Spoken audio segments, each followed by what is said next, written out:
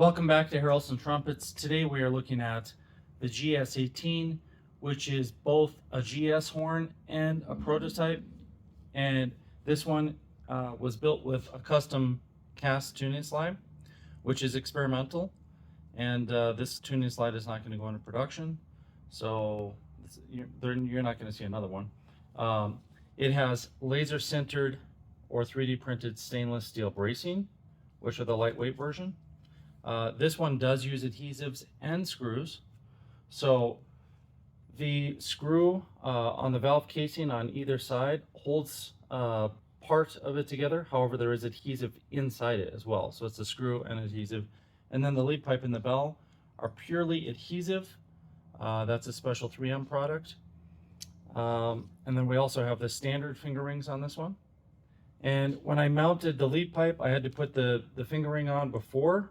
When I got it all lined up, I got it canted a little bit. It's not uncomfortable or unusual, but it is canted just slightly to the left. The build on this one is a lead pipe 1 bell 10.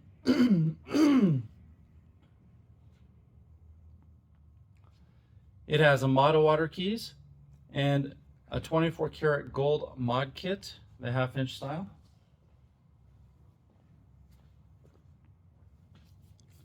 So a little closer view of everything. You can see it is marked GS18, laser sintered prototype, of course Harrelson, and it's got a 3rd slide screw stop. Here's the engraving on the back side.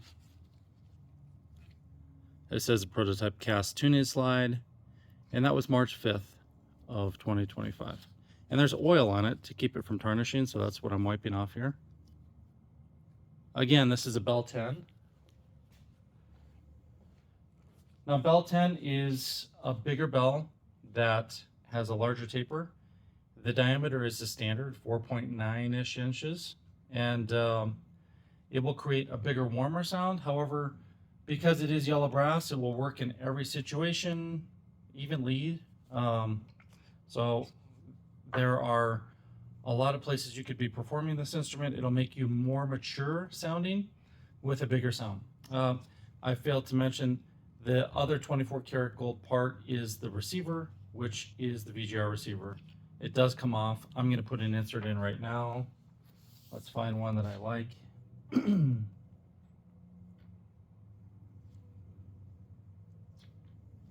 Okay. This is the mystery insert, the one that's not marked. I think it's a number 8. But I don't know the Venturi size because it is not marked on this one. All right, and let's play this horn.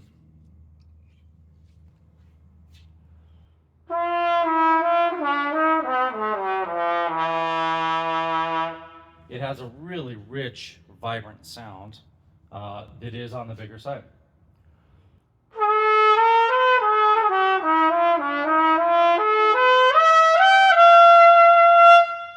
And that is my warm-up for this morning.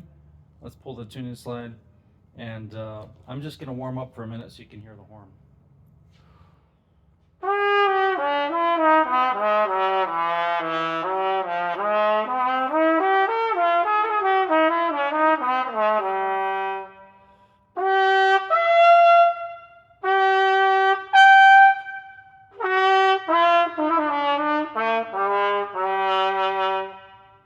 Okay, let's play something here.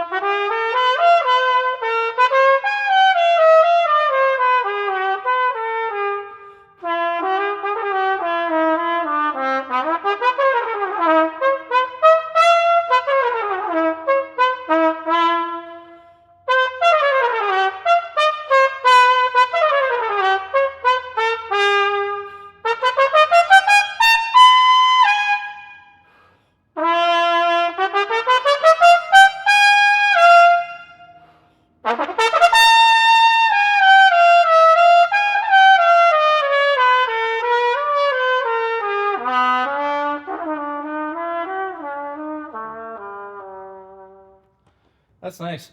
It feels good. This is the first time I've really played this horn.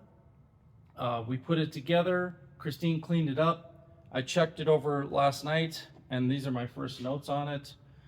I did that essentially so I could, in all fairness to you, give you a representation of my first notes on it. I do that with most of the trumpets I play on here, and it feels very nice. As a prototype and a GS, I'll point out a couple things. First off, it's a GS because of the mod kit and the VGR. So everything else on it was new. The experimental parts and the mod kit, there actually wasn't anything really wrong with it. It just had a couple of very faint scratches here and there. And now that we polished it up, I don't really see them. The finger buttons were new. It's got the black acrylic, deep acrylic inlays in it, so the onyx, and you can really see a lot of depth in them, and they're going to last really for an extremely long time compared to something like mother of pearl that will wear away. These will not wear away. And then that's primarily why it's a GS horn. So in essence, it's almost not a GS horn. It was just the mod kit and the receiver. And the receiver had some scratches, but I did just lightly brush it and they went away. The tuning slide is a cast tuning slide, meaning it was cast using a high pressure vacuum system with investment casting. And because it was, there were some little holes that were drilled into the wax before it was investment cast, and then they were filled. And we've had a few different vendors try and make these for us. And when they filled those, some little pieces of the brass that they filled it with remained inside, and there's no way to trim them out. It doesn't really affect anything. It makes the tuning slide just slightly smaller than the original design. I think I measured this one at 453 instead of a 460, and I don't really feel any difference. If you did feel a difference, it would probably be in a tiny bit more resistance. However, with the VGR, you can just open that back up and not feel the resistance, because by removing this receiver and changing that insert that I put on before, you can make the venturi very big and make the whole instrument feel bigger. Because it really isn't about airflow after the VGR, after the venturi of the lead pipe. After that, airflow is far more than we can handle as human beings.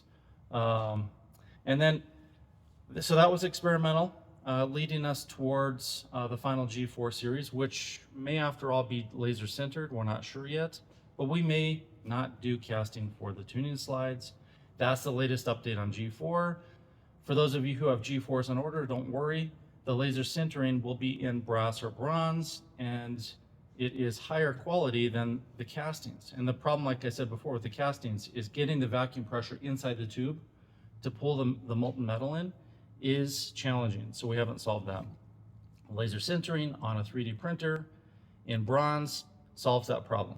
And then the other thing is the way that we attached the lead pipe and the bell is like previous prototypes that you saw for the G5 prototype series, where you do need to be a little bit more cautious in that you don't go squeezing here or here, because if you do, you could start to weaken the adhesive that is in between.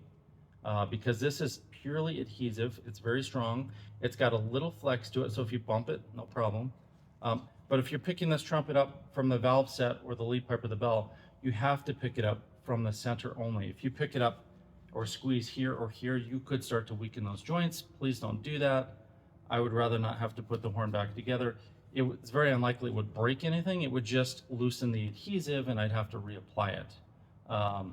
With that said, I'm very confident that if you treat this horn right, it will treat you right. It'll last a lifetime. And I give that guarantee that if you do something to weaken it, I'm happy to repair it for you. However, on this particular instrument, I will most likely charge you to repair it because I know this adhesive is not going to come off on its own. We've done enough testing with different adhesives. Now, I didn't play it with a different mouthpiece, and I'll do that. I've got Spectratone Red and Spectratone Yellow.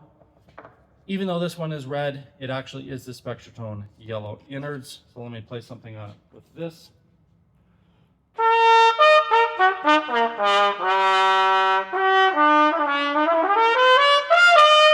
So you can hear it brightens up. It's a little more forward on the attacks.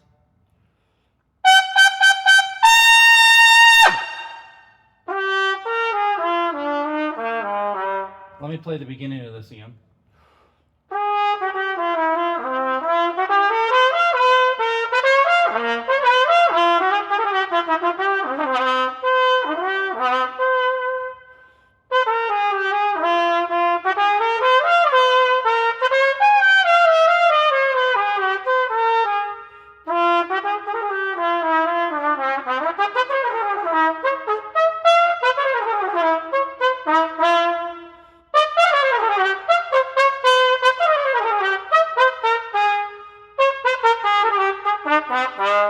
So that is Spectrotone Yellow.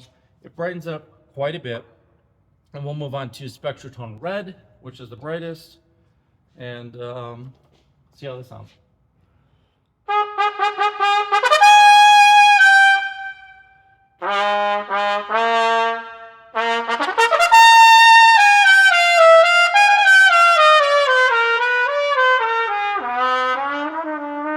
So it is very much brighter.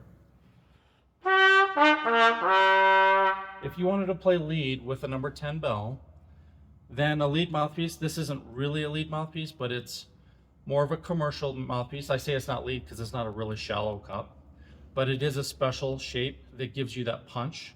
And on a number 10 bell, I could easily play lead with this.